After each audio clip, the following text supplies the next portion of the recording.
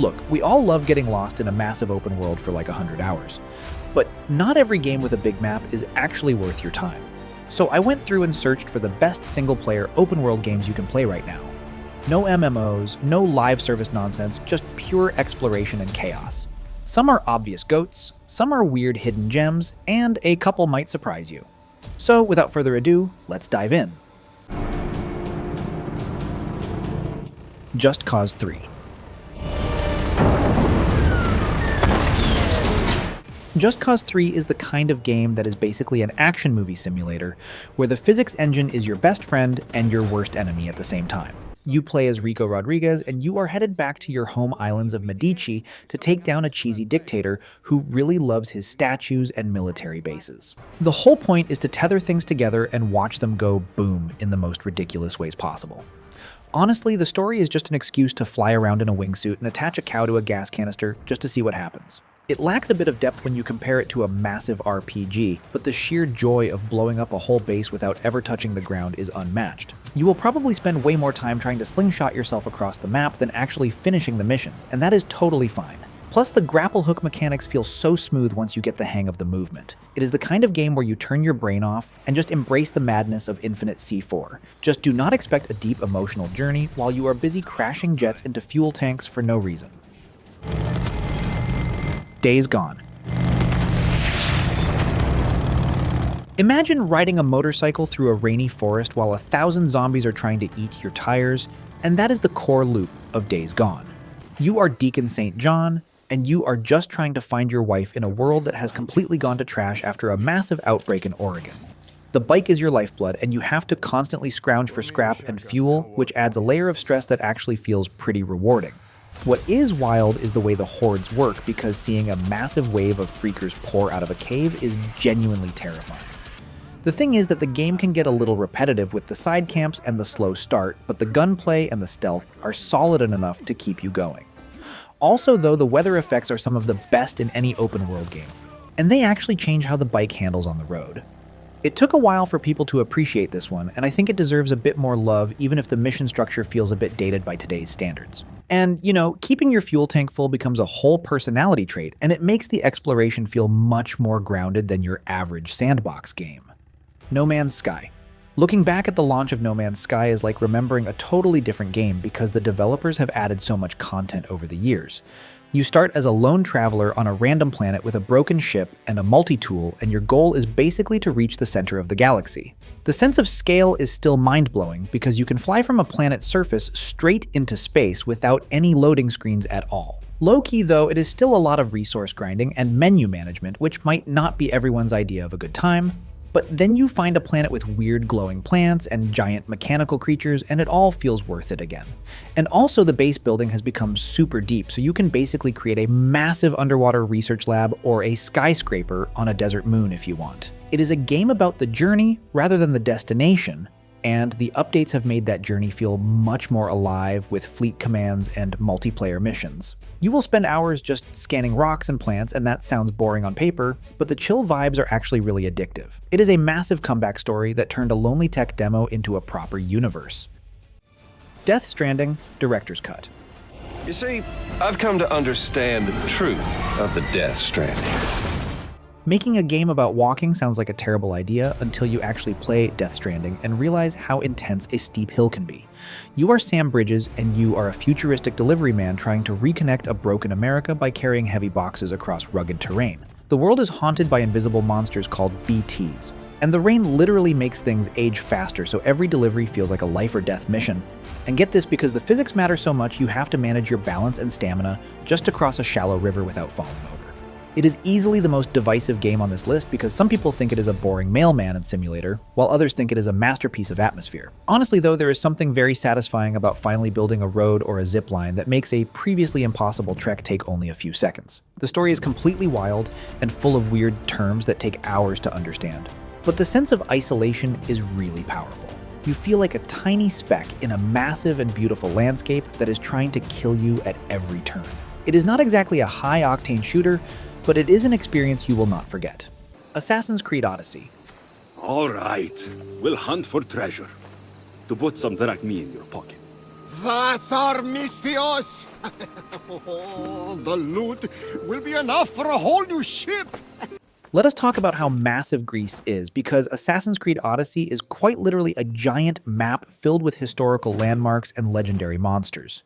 You play as a mercenary named Alexios, or Cassandra during the Peloponnesian War, and you have to find your family while dealing with a secret cult. The world is absolutely beautiful, and sailing your ship through the Aegean Sea feels like a real adventure every time you leave port. Here's the kicker though, because the game is so big that it can feel a bit bloated with side quests that all start to look the same after 50 hours. Still, the combat is fast and fun, and being able to kick enemies off cliffs with a Spartan kick never gets old no matter how many times you do it. Not to mention the RPG elements are much deeper than the older games, so you can actually build your character to be a stealthy assassin or a tanky warrior. It is a huge time sink, and you might get overwhelmed by all the markers on the map, but the setting is so well done that it is easy to get lost in the historical vibes. You will spend more time taking screenshots of the sunset than actually doing the main quests.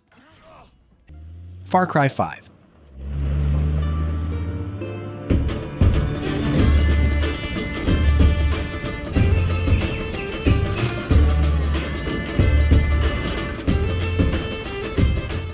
Have you ever wanted to go on a vacation to Montana only to realize the entire county has been taken over by a doomsday cult? Well, this game is exactly that. Far Cry 5 drops you into the shoes of a deputy trying to arrest a guy named Joseph Seed and his weird family, and things go sideways almost immediately.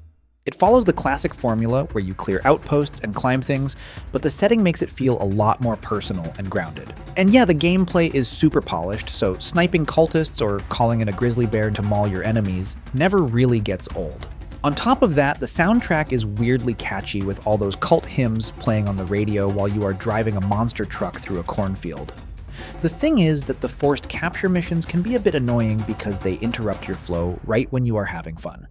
But at the same time, the world is so dense with activities that you always find something to do between the main story beats. It is a very safe game in terms of design, but the sandbox elements are so refined that it is hard not to enjoy the chaos. You basically become a one-person army with a very strange group of friends helping you out. Fallout New Vegas.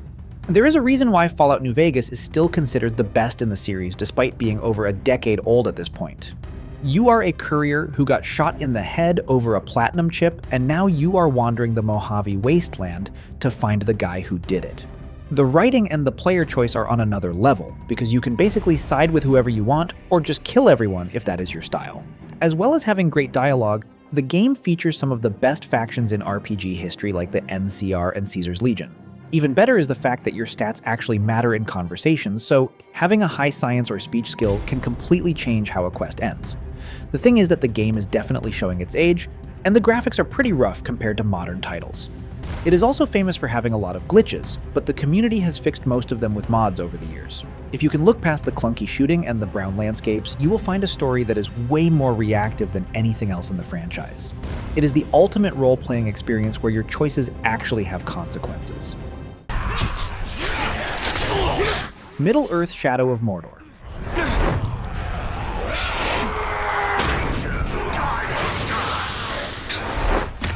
If you want to feel like a total powerhouse in a fantasy setting, then Shadow of Mordor is the game you need to install right now.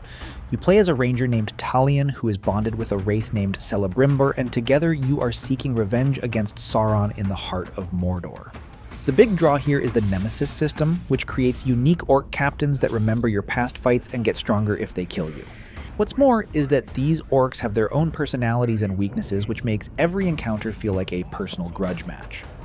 The combat is heavily inspired by the Batman Arkham games, so you will be countering and execution moves with a lot of style and fluid animations. Another thing is that the world itself is a bit dark and repetitive, since it is mostly just rocks and mud, but the gameplay loop is so satisfying that you will not mind much. It is incredibly fun to mess with the orc hierarchy and watch your enemies climb the ranks just so you can take them down later. This game really nailed the feeling of being a supernatural hunter behind enemy lines, and it still feels unique today. Cyberpunk 2077.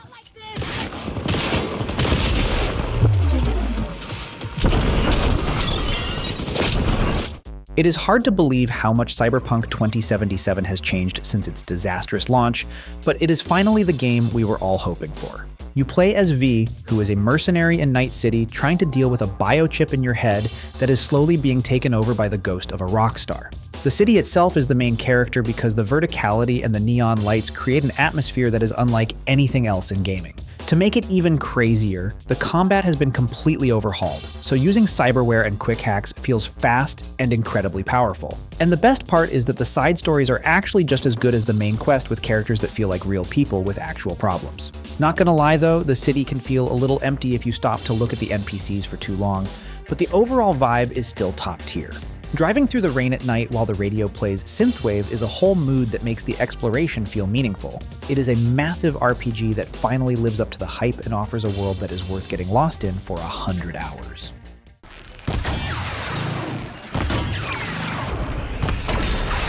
Horizon Forbidden West.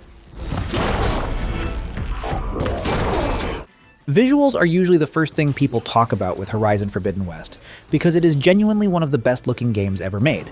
You are Aloy, and you are heading west into dangerous new lands to find a way to stop a red blight that is killing the planet. The robot dinosaurs are the stars of the show, and fighting them requires a lot of strategy and using different elemental arrows to tear off their armor.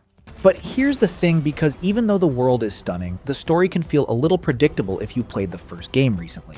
That said, the new traversal tools like the glider and the diving mask make exploring the ruins of San Francisco and Las Vegas a lot of fun.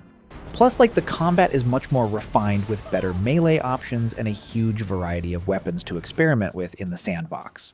It is a solid sequel that does everything better than the original, without really changing the core gameplay loop too much. You will spend a lot of time just standing still and looking at the grass and the water, because the level of detail is honestly insane. It is a great example of a polished, high-budget, open-world game. Subnautica. Deep sea exploration is usually a secondary feature in most games, but Subnautica makes the entire world an alien ocean that wants to eat you. You are the lone survivor of a spaceship crash, and you have to build a base and upgrade your equipment to find a way off the planet. The atmosphere is incredible because it goes from a bright and colorful coral reef to a pitch-black abyss filled with giant leviathans in a matter of seconds. In a weird way, it is a horror game disguised as a survival craft game because the sounds of the ocean are genuinely unsettling when you are low on oxygen. So then you find yourself constantly balancing the need for resources with the fear of what is hiding in the kelp forests around you. Kind of the opposite of most open worlds, you are exploring vertically, which adds a whole new dimension to how you navigate the map. The story is told through PDA logs and environmental clues, which makes the mystery feel much more rewarding to solve on your own. It is a unique experience that proves you do not need a massive map full of icons to make a world feel alive and dangerous. Ghost of Tsushima. Ghost of Tsushima opens with a world that looks so clean and sharp you almost do not want to disturb it.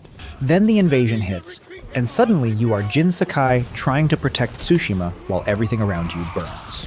The setup is simple, but the game turns that simplicity into something really satisfying.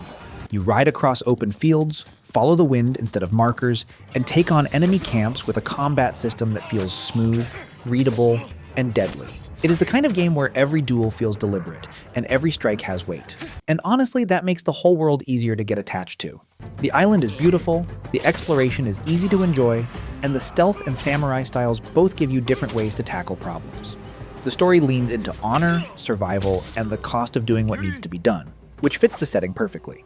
At the same time, the side content can be a little familiar if you have played enough open-world games, but the presentation helps a lot. The wind guiding you through tall grass, the music, the weather, all of it creates a strong identity. Ghost of Tsushima feels like a game that understands how to make every ride across the map feel meaningful. Grand Theft Auto 5. Now, don't you step foot in this yard! Why? It's half my house. Now, I'ma call the police. For what? Disloyalty, boy. Disloyalty? What is you talking about? Don't act like you don't know what it is, homeboy, yo. Most of us grew up playing this one, and it is wild that Grand Theft Auto 5 is still one of the most popular games in the world, over a decade later. This is one of those games that barely needs an introduction because it already feels like part of gaming culture. You follow three very different guys through heists, bad choices, and a city that never stops acting like a problem. Los Santos is the real monster here, in the best way possible. It is huge, crowded, and full of things to do that have nothing to do with the main story. You can be planning a major robbery one minute and launching a car off a hill the next because the game just lets chaos happen. That freedom is still a huge part of why people keep going back. The mission design is strong, the character switching keeps things moving, and the open world is packed with enough detail to make simple driving feel weirdly fun. Sure, it has been around forever at this point, but it earned that longevity. The cultural impact alone is ridiculous, and the gameplay still holds up because Rockstar knew how to make the sandbox feel alive. The thing is, GTA 5 is not trying to be a quiet, thoughtful, open-world game. It is trying to be a giant playground with crimes, satire, and perfect excuse for one more detour. And that is why this game still works, even with all these new big open-world game releases. And with the upcoming Grand Theft Auto 6, I believe it will set a new standard for the open-world genre, which is what we are always expecting from Rockstar games. Elden Ring. Difficulty is often the first thing people mention when they talk about Elden Ring. But the real magic is the sense of discovery in its massive world. It hands you a broken world, a weapon, and a very clear message to figure it out yourself. You move through the world facing massive monsters, hidden paths, brutal bosses, and enough mystery to keep your brain in discovery mode the whole time. What makes it so special is how open the design feels without losing that classic From Software pressure. You can ride off in any direction, find something terrifying, get wrecked, leave, level up, then come back like you own the place. That loop is insanely effective. The world feels handcrafted in a way that makes every ruined castle and cursed swamp feel worth checking. And because the game trusts you to explore, every victory feels earned instead of handed out. The combat is tough, sure, but the real magic is the sense that there is always another secret waiting just beyond your current path. Even when you are getting destroyed for the 10th time, the game keeps feeding curiosity. That is why Elden Ring changed the conversation around open-world design. It showed that big worlds do not have to be full of empty filler. They can be dangerous, strange, and worth every detour. At the end of the day, this is one of those games that makes failure feel like part of the fun. The Elder Scrolls V, Skyrim. Skyrim is the game that taught a generation how dangerous the phrase "just one more quest" can be. You wake up in a fantasy world with dragons, magic, guilds, caves, giants, and a map that basically dares you to get distracted forever. The opening is famous, but the real reason people stay is because the world keeps giving you reasons to wander. You can become a mage, a stealth archer, a warrior, a thief, or some weird hybrid build that probably should not work, but absolutely does. That freedom is the secret sauce. The main story exists, sure, but it is more like a suggestion than a command. You are constantly running into side quests, random encounters, hidden dungeons, and little moments that feel like they belong to your own run. And then there is modding, which turns Skyrim into a forever game for a huge part of the player base.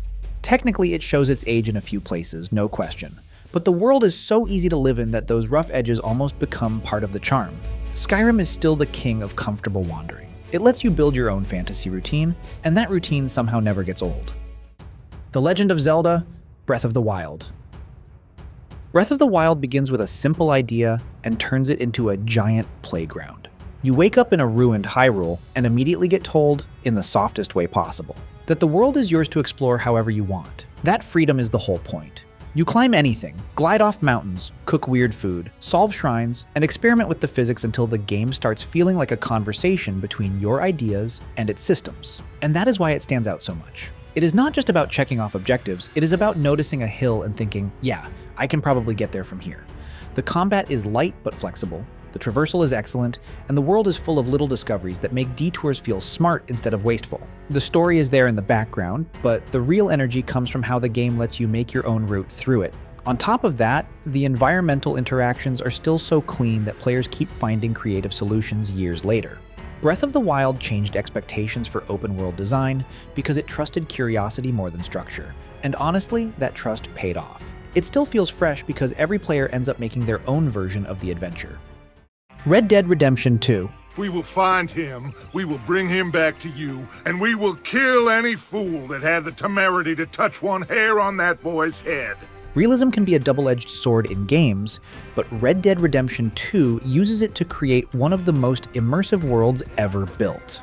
You are Arthur Morgan, who is a high-ranking member of the Van der Linde gang, and you are trying to survive as the era of the Wild West comes to an end.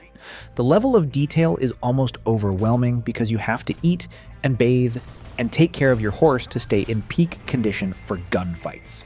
So yeah, that's why the game feels slower than your average action title, because every movement has weight and every animation is deliberate. And it leads to a story that is deeply emotional and grounded with characters that feel like actual historical figures with complicated lives. If I'm being honest, the controls can feel a bit heavy and clunky during intense shootouts, but the atmosphere and the writing are so good that you just get used to it. You will find yourself just riding your horse through the woods and watching the wildlife interact, because the world feels like it exists even when you are not there. It is a technical masterpiece that sets a bar for storytelling that few other games have ever reached. The Outer Worlds. The Outer Worlds starts with a colony full of corporate nonsense, and immediately makes that nonsense the joke, the setting, and the problem all at once. You wake up in a future where every company owns a piece of your life, and the game wastes no time turning that into sharp dialogue, absurd quests, and choices that actually matter. The world is not as huge as some other open-world games on this list, but that works in its favor. It keeps the pacing tight, the areas readable, and the role-playing strong. You can lean into diplomacy, stealth, combat, or pure chaos, and the game is usually happy to let your build shape the conversation. That replayability is a big part of the fun. What makes it stand out is how quickly it gives you a reason to care about the people and the mess they are stuck in, even while it is making fun of the whole system. It is funny without being shallow and reactive without drowning you in complexity. The Outer Worlds feels like a smart, sharp RPG that knows when to move and when to let you make the bad decision yourself. That balance gives it a lot of personality, and personality goes a long way in a genre full of massive maps. Kingdom Come: Deliverance. So hardcore RPG fans will tell you that Kingdom Come: Deliverance is one of the most rewarding experiences you can have if you are willing to learn its systems. This is what happens when an RPG decides to stop being nice and start being real inconvenient in a very deliberate way. You are not a chosen hero with magic powers. You are just Henry, a regular guy in medieval Bohemia trying to survive a world that does not care how special you feel. That means learning combat the hard way, dealing with hunger, sleep, armor, reputation, and all the tiny details most games skip over. And that realism is exactly why it stands out. The open world is grounded, the quests feel more personal, and every bit of progress actually feels earned. You are not casually becoming a master swordsman in 10 minutes. You are practicing, failing, and slowly getting better until the game starts to open up in a big way. It can be clunky, and yes, it asks a lot from the player. But the immersion is incredible once it gets its hooks in. The world feels historical instead of decorative, and the story has enough human messiness to keep it interesting. Kingdom Come: Deliverance is the kind of game that respects effort, and that makes every small win feel huge. It is rough around the edges, but that is also part of the charm. The Witcher 3: Wild Hunt.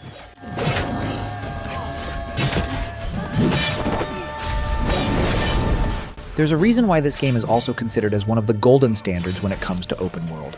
And to be honest, I dropped this several times before finally getting what this game actually is. The Witcher 3 opens with a world already in motion, full of war, monsters, and people trying to get by while everything falls apart around them.